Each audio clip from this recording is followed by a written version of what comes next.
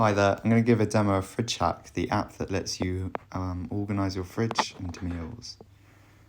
So we have the kind of login page. You can go in here and create an account if you want to, and you can create your shelves, but actually I've got a demo account set up, which I'm just going to log into.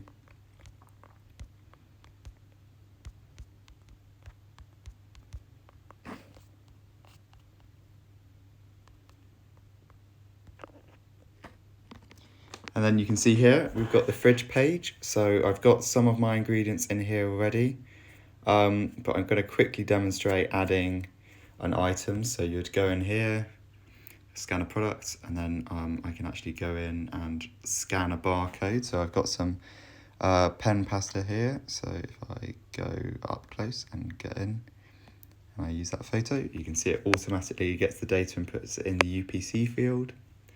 And then I can go through and click next.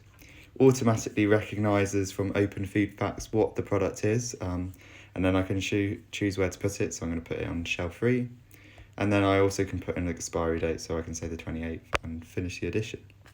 You can then see at the bottom, if I go down here, that I've got it on shelf 3, and it's recognised the expiry date, which now lets me go into the fun part, which is the cookbook, which lets me generate some recipes.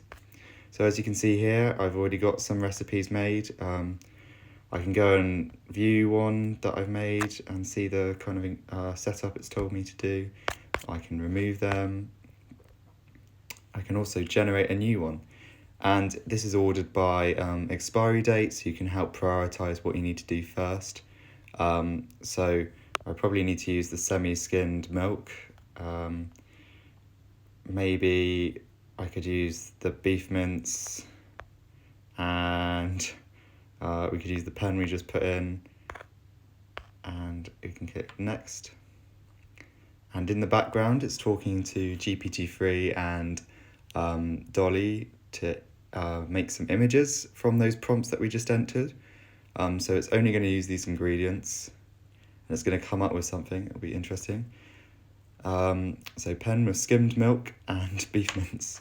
And you can see they've just made some pasta with some beef mince, and you can see the milk at the side, and you can also see kind of the instructions. There are some improvements, as you can see, that could be made, but I can then go and favourite this and add it to my list, and it's now actually in my favourite recipe, so I can go and look at it later. You can also get an email every couple of days. I'll show you quickly what that looks like, reminding you of your kind of recipes and what you could come up with.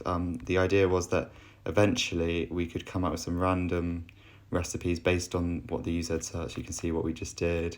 You can go and view in all your recipes, and you can also click onto each recipe and learn how to cook it. Thank you, bye.